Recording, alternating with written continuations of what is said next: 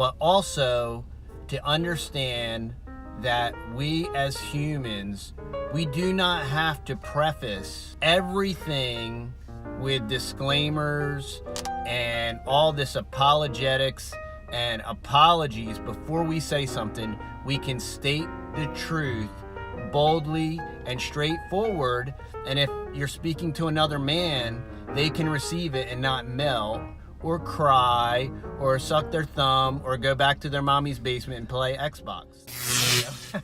So, Texas, do you have the comment, Yes. last comment from Mark Edwards? Mark Edwards, thank you so much for posting that very thorough comment. Mark, our patron. We love Mark Edwards. He's been a long time follower of my boys' YouTube channel. Always commenting, always helping out with great ideas. He's a permaculture expert, so we appreciate his expertise. Which is, in fact, is, if you're wondering what's in the back of this truck, it's actually Yard waste. I met with a customer this morning, and I said, hey, would you mind if I took your yard waste? And she was like, that would be great. I don't have to drag it out to the curb. And I said, yeah, and I'm going to recycle it and turn it into eggs or figs or something like that. the superpowers of Texas Dad, turning your yard waste into figs. Edibles. Into edibles. I think Mark Edwards, if we answer the questions there, I think it was Jess D, Spotter Lynn, Utter Charms Farm comments. There was some comments there. Mark Edwards, he was able to provide enough questions, and I think if we answer those the best that we can, I think some of the other questions will be answered. Mark has been listening to me for well over a year, so he knows the deal. I'm always afraid of, for lack of a better term, just being the devil's advocate on just any topic. So you could say the sky is blue, and I would say, well, and I was that way with everything. So when I came along in Texas, Dad and I crossed paths, he was able to kind of take that spirit, I guess, and kind of direct it in a more sensible and purposeful direction. So I've enjoyed it. I really think that everybody needs to look at things and question them, look closely at them, make sure what you're believing is correct, and it should have purpose. Like I said, for a long time I was just the person who, if you could say anything, I just wanted to be the argumentative person. There could be some causality of mindlessness in discussion if you don't have a purpose for what you're saying.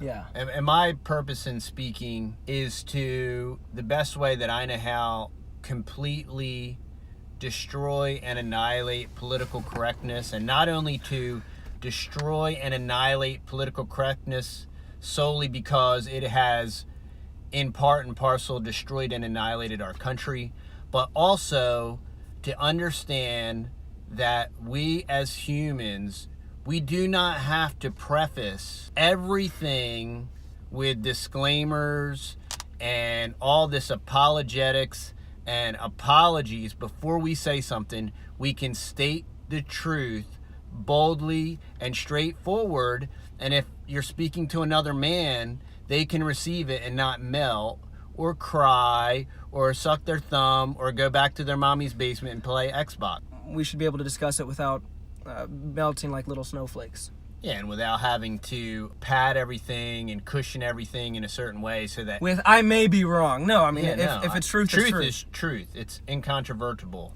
So, getting down to Mark Edwards' comments there. Let's get down to business. Let's get down to business. So, Mark says here, completely agree with the comments made here about government. This is in reference to our last video on Which, if you haven't watched, please watch that. It would make a lot of sense of this video here because it's mainly in response to the comment, but in context of those videos.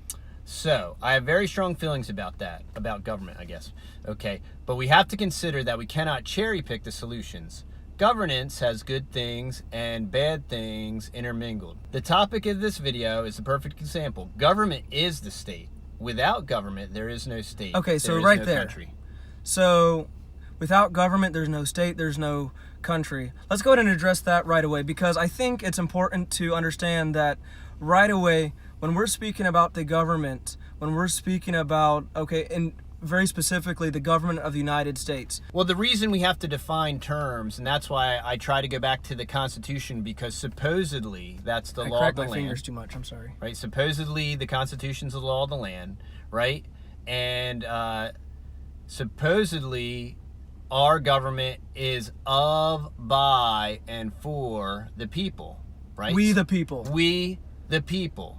Right. So So now how that's can, constitutionally, but right right, now, but so how can, so Marx says that the state can exist without the government, but the actual truth is it's the exact opposite. The government cannot exist without the people. Who will this oligarchy or oligarchy or technocracy or technocratic oligarchy, who will they control? Who will they suck from? Who will they leech from? Who will they rob from? Who will they steal from without the people? If we had this ruling class of technocratic elitists with no citizenry, where would they get their funds? And where would they get their little worker bees to rob? So, the actual opposite, his statement that is stated as fact, is actually the opposite of reality. and to clarify, the government here in the United States is and was designed to be of the people. So no, it's not necessarily here's the people and then here's the government. And now it is that way in a monarchy and a lot of other totalitarian governments where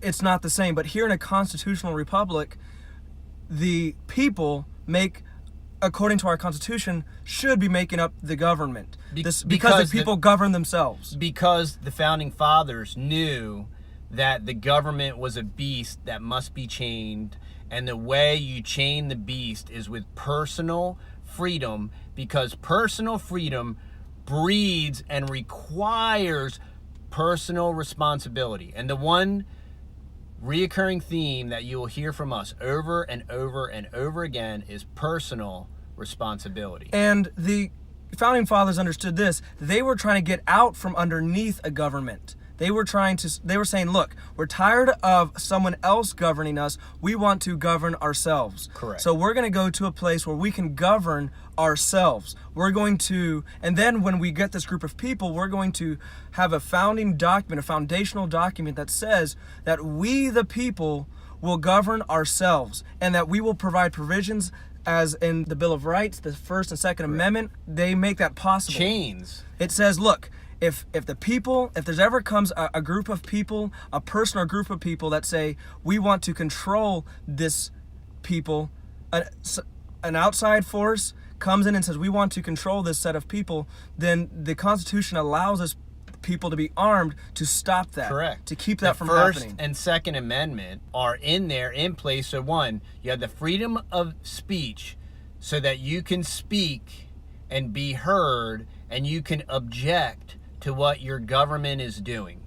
And that is the reason for the First Amendment. Exactly. And again, this is to stop the delineation of people and government. It's to keep it. Correct. It's to keep Chain it chained, because naturally, people want power, more and more power. And what's the point of a First Amendment and the freedom of speech if you don't say anything, or you have nothing worthy of saying that anybody would want to listen to? So it's not here's the government and here's us, and you can't have us without this. No.